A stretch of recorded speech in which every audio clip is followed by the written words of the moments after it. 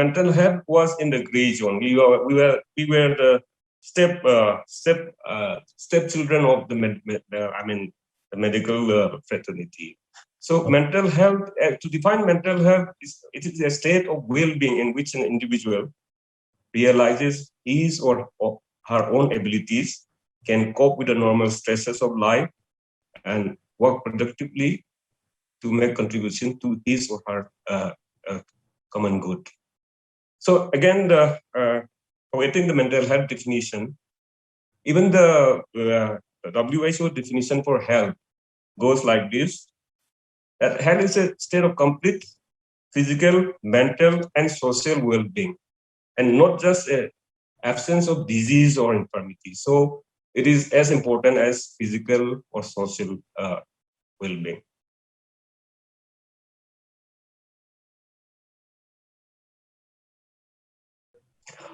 Actually, the disorders, the as per se, the definition stands for all age group, but we have different criteria. If they have problems, or we have diagnosable conditions, then it can vary from children.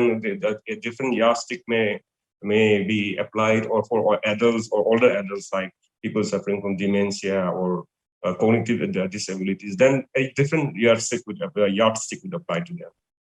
But as a whole, the definition is universal.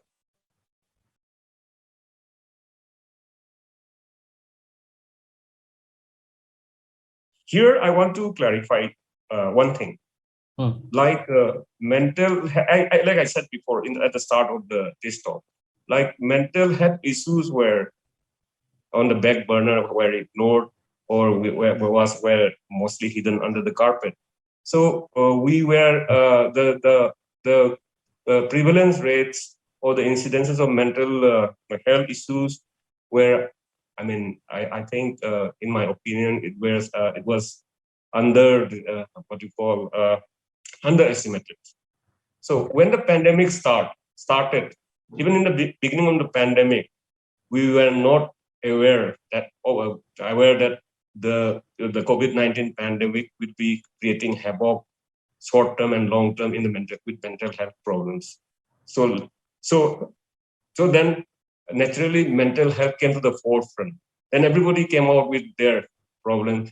It may be an existing problem or maybe a new problem because of the COVID pandemic. What I mean to say is that during this pandemic, we are, experiencing people already having mental illness who were not diagnosed, or who were diagnosed and getting treatment.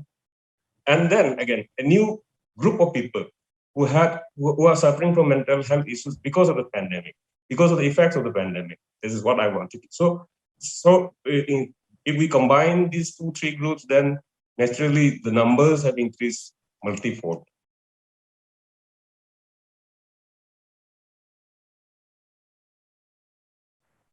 This is what everyone wants to know. But see, we also went through this problem.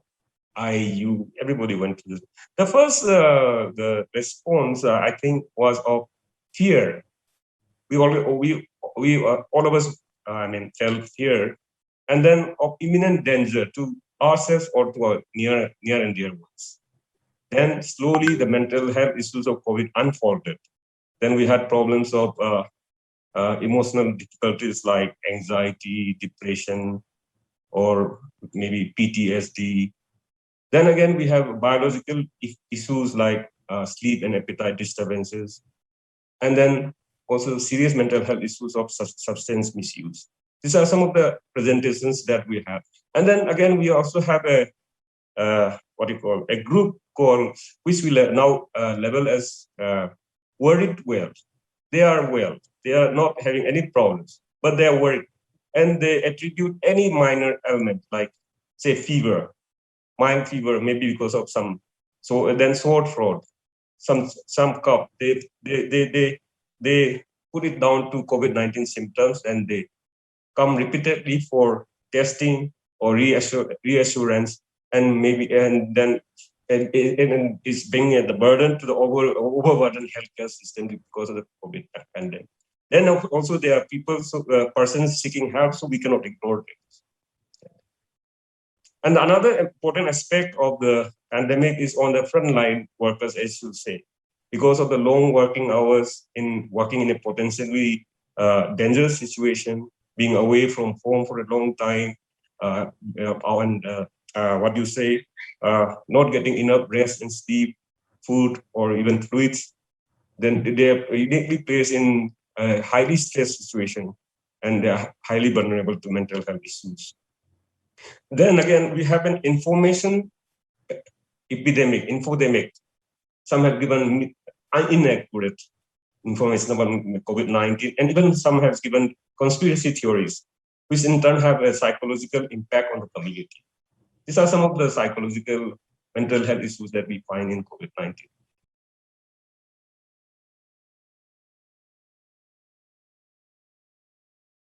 It is undeniable that this is a big burden on the frontline workers, so-called frontline workers, given various names like warriors. So they have been facing immense problems, like I said, from long working hours, not getting enough sleep and rest, being fearful that they might bring infections to their family, bring back the infections to their family, not getting rest and sleep, food, etc. So what we suggest is that they stagger their work periods. I mean, they work in shifts, and they work in. They have a partner when they work together so that they can consult each other. Then again, also we suggest that they take timeouts. They should what do you call liaison, have a liaison with their leaders, team leaders, and then they should be given timeouts, breaks from the duty. And then also if there are problems, especially in frontline workers or in working in hospitals and health sectors, there should be a buddy system, or even for the police who are working as frontline. There should be a buddy system.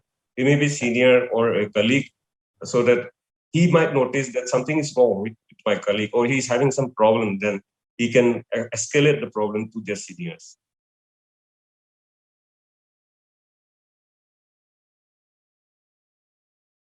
See, the frontline workers are putting their life in the line of fire. They are compelled to do long work hours in very dangerous situations. There are certain lacunas in the system which we cannot correct overnight. We should be understanding to our frontline workers. Even some doctors or nurses have been assaulted, have been turned out from the communities, or even the police. They are not met. They are meant to stay in different what you call outhouses when they return to their families. So what I want to give the message is that let's not discriminate. Let's not discriminate to people whom we suspect that they might be infected with COVID-19, or who are infected with COVID-19 also. Or let's not discriminate to people who have been recovered from COVID-19. So we should not discourage these people. Instead, we should encourage them, and we should portray them in a positive light in our as much as possible. Whenever we discuss about them in social media or the press or what. So there should be no discrimination. That is the take home.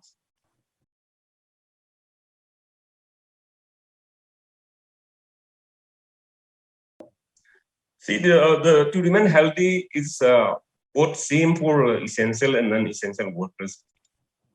There might be some differences here and there, but essentially it is the same.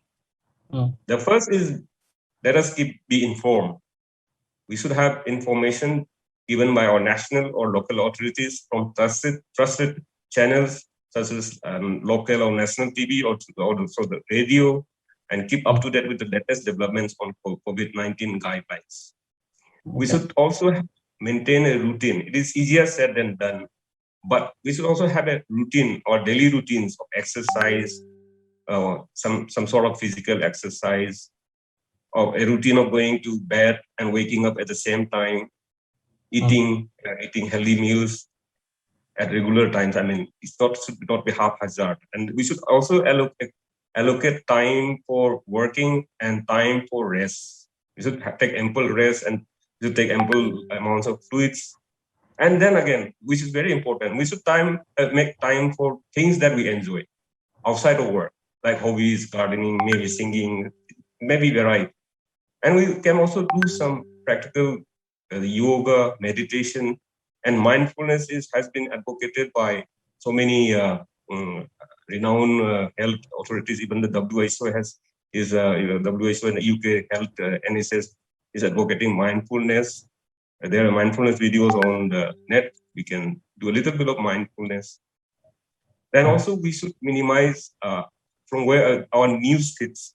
If we keep on continuing getting the news, then news on TV 24 hours, then we will be, we'll be naturally feeling anxious or distressed after seeing all those dead bodies, people fighting for oxygen cylinders, people people standing in queue for getting ICU ward. So we should seek information, latest information, maybe once or twice a day at fixed times of the day. We should not be continually searching for distressing or anxiousness. It will make us more anxious and distressed. Then again, social contact is important. What we said in the beginning, we wanted to change to about social distancing. We wanted to change to physical distancing because human beings are social animals. We cannot be socially distanced. So it is, even if our movements are restricted, we can keep up with our near and dear ones through the mobile or through online video calls or video channels, etc. Then, third important thing is that alcohol and drug use, or cigarette use, we should restrict that. It should not be used as a coping mechanism because it will worsen the stress and anxiety or depression, or it can even lead to what you call dependency problems. Even when watching TV, we should be monitoring how much we are watching screen time. Screen time, both for video games or watching TV. We should limit our screen time. We should counting how much time I have spent on screen. Then we should take breaks in between our screen time. Then social media. People are always on social media. So social media should be used judiciously. We should use our social media accounts to promote positive and hopeful stories, not negative and all those disturbing stories. So, and then again, another important thing is that on social media, we should correct misinformation whenever we see it. We should try to correct misinformation. If possible, we can help others in our community, if not physically, also financially, or for sourcing food or for shopping for elderly people. Then support health workers, supporting the frontline workers, the health workers, the police, and all those people who are of the electricity department, ambulance drivers, water supply department. So we can take opportunities online or through our community to thank just frontline workers. So these are some of the things that we can do even when we are staying at home. Then financially, it is natural that financially a job loss or a financial loss naturally leads to more anxiety, depression, stress, anger, and then even can cause lead to serious problems like suicide. And also the government should also look into ways of providing some compensation or some sort of remuneration to those people who are not able to work at this period.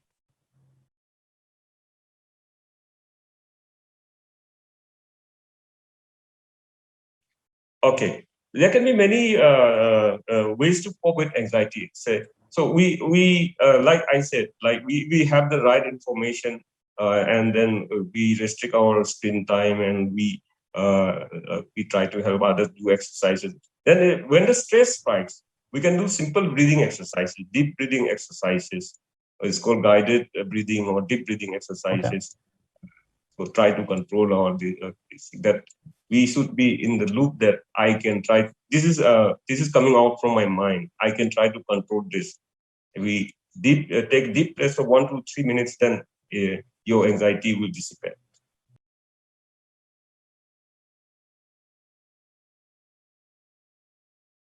Everybody thinks that suicide is sudden, and we cannot predict suicide. But suicide is not that sudden as it seems. It can be prevented. We also have the day celebrated as World Suicide Prevention Day. So there are certain warning signs of suicide. There were certain social strata or individuals who are prone to suicide. Say, if a person keeps talking about, committing suicide or ending his life, repeatedly mentioning to people, or if a person started visiting long distance relatives, saying goodbyes, farewells, or if person says like, if a person gives his prize or his very prized possessions, like which he or she never let anyone touch or even see, then if he keeps handing down to others, they take it. Then these are some of the warning signs of suicide. Okay. Repeatedly talking about suicide, ending death. And then there are certain stratas like widowed or who has lost people who have lost a job recently, financial loss, living alone, old age. These are some of the risk factors.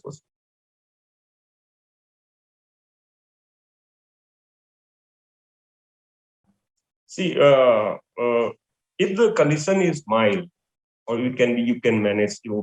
One can manage with the condition. Stress is normal. Having some stress is normal in life. Everybody has some stress, or sometimes we feel depressed for some reasons known to us. But if the condition is such that you are not able to do your important daily activities of living, your work atmosphere, or your family, or you cannot fulfill your family obligations, etc., then it has become a disorder. Earlier it was just a occurrence. Then it has become a disorder. Because of that, you cannot function. Then that is a time you need to seek professional help.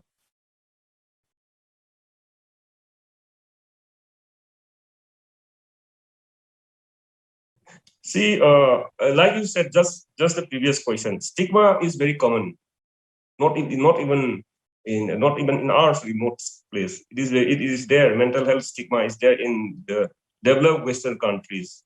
So some stigma can be very much negative for a person suffering from mental illness. It can lead to a person taking long time to seek help, professional help. Sometimes we stigmatize a person so much that it's like we call it stereotypy, where we say like a depressed person, we say like he is too lazy because he's not that depressed. He's lazy because he can come out of it any time. Sometimes we label anxious people as cowardly, and sometimes we politicize. This is societal stereotypy, politicized stereotypy. We feel that everybody thinks that mentally ill persons are violent people, whereas it is on the contrary. They have 10 times more chance of being victims of crime. They should be like protected instead of being feared. That is my message, that we should not stigmatize mental health. So even consulting, even people wanting to consult a psychiatrist or a therapist, people label them just for visiting. They label them as crazy or mad, or in our situation, angovo or psycho, or what you call crack, etc. So I request everybody to talk openly about mental health issues. Then we should have proper education of what the mental awareness of what the mental health issues are. Then also we should empathize with mentally ill individuals or persons. Then there's also a negative portrayal of mentally ill persons in the media or in films, where they're depicted as deceitful or violent people. We should stand up against this negative portrayal of mentally ill persons. And lastly, let's us all be advocate of mental health reforms in our country.